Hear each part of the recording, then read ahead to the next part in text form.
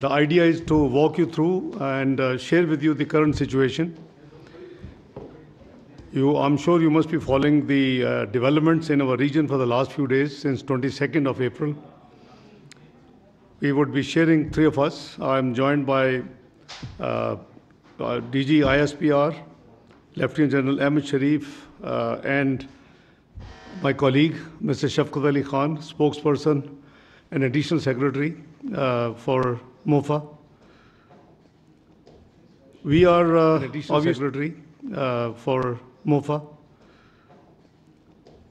We are obviously, as we speak, the entire region is facing a serious threat to its peace and stability owing to the politically motivated and highly provocative environment being created by India in the wake of PAK attack in the Indian illegally occupied Jammu and Kashmir. The purpose of this interaction is to brief you about these developments and to share Pakistan's concerns at the highly irresponsible and destabilizing Indian actions and statements. We look forward to answering any questions after the briefing ends. Let me start by reiterating that Pakistan condemns terrorism in all its forms and manifestations. No cause or objective can possibly justify taking lives of innocent people. This is the national policy, and this is the Islamic policy. Killing of a human being tantamount, as per Quran, killing of the entire humanity. And saving a life tantamounts to saving the entire humanity. So we believe in that. Let me say that targeting of innocent civilians is surely deplorable and condemnable. And this is happening in many parts of the world, and we have been subscribing our views and our policy everywhere it happens. We are concerned over the loss of lives during the PAK attack. We also extended our condolences. Being a victim of terrorism itself, no one can feel the pain of those impacted by this scourge like Pakistan. Ladies and gentlemen, as the member of the UN Security Council, Pakistan constructively engaged with the other members on the press statement which is issued by the UN Security Council on the Pahalgam incident in the Indian illegally occupied Jammu and Kashmir. The UN Security Council statement contains condemnation in the strongest possible terms of the incident. On the other hand, it is India that glorifies and even celebrates its assassination campaign and sponsoring of terrorism in Pakistan and other countries. No other country has sacrificed as much as Pakistan, nor suffered so much due to terrorism. More than 80,000 lives have been sacrificed.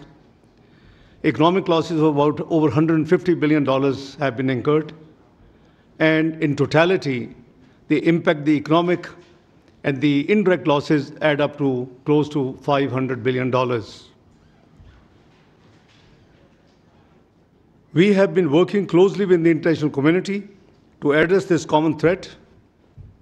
Since 22nd of April, Foreign Office has been actively involved and in interacting with the international community.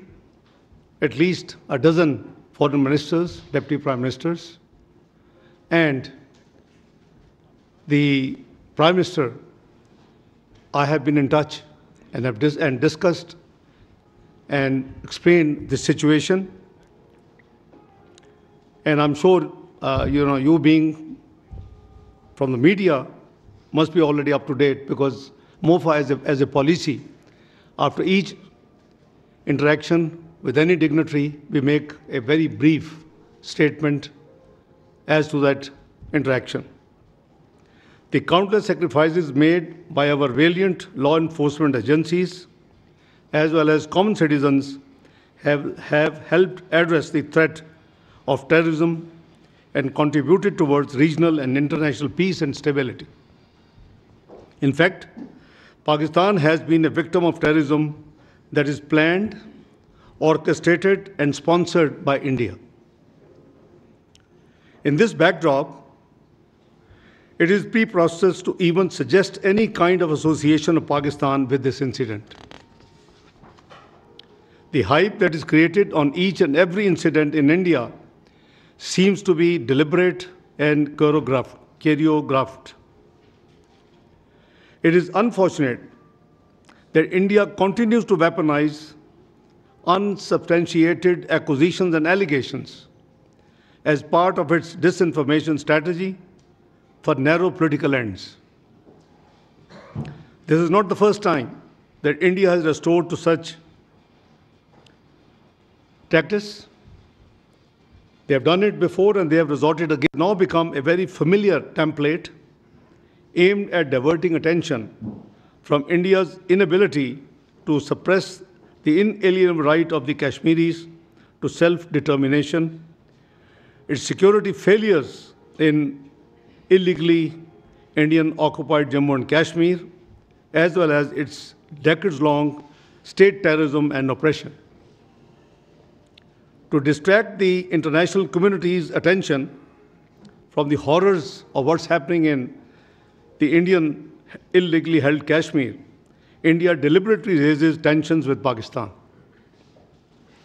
A durable solution for India lies in focusing on its internal problems instead of raising fingers on other countries. India has been deploying the allegations of terrorism to achieve a strategic objective for long. India has a history of using the excuse of terrorism for introducing draconian laws to suppress the innocent Kashmiris in the Indian illegally occupied Jammu and Kashmir and to defy the UN Security Council resolutions, bilateral agreements, and international law. A case in point being India's illegal and unilateral actions of 5th of August 2019 reminds us of the blatant violation of the relevant UN Security Council resolutions and the 4th Geneva Convention, as well as India's own commitments. India needs to explain why such incidents usually coincide with high-profile visits.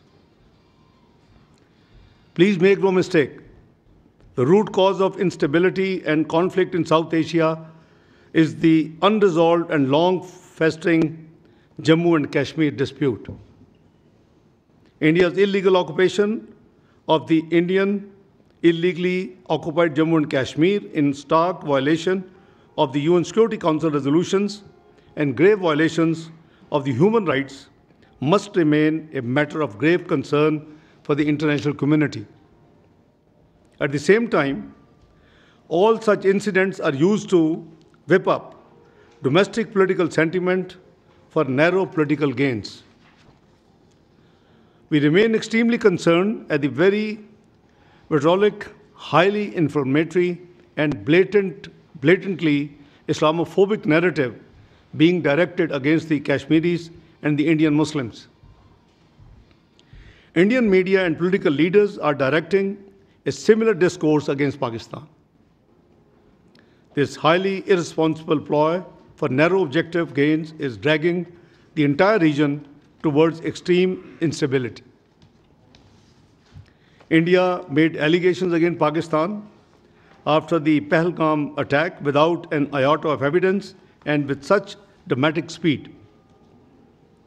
Pakistan has nothing to do with it, and we have said so right from the beginning, and I repeat, Pakistan has nothing to do with Pahalgam incident, period. We demand an independent and transparent probe by neutral investigators as announced by the Prime Minister of Pakistan, Mohammad Shahbaz Sharif. Any TORs in this regard should be credible and mutually agreed. Pakistan has neither any connection to it, as I explained, nor is the potential beneficiary. At a time when Pakistan economy is stabilizing and we are making significant progress against terrorism, we need to question why this situation is being created by India all of a sudden, and what is the motivation behind it? The actions that India has announced after its Cabinet Committee on Security are illegal and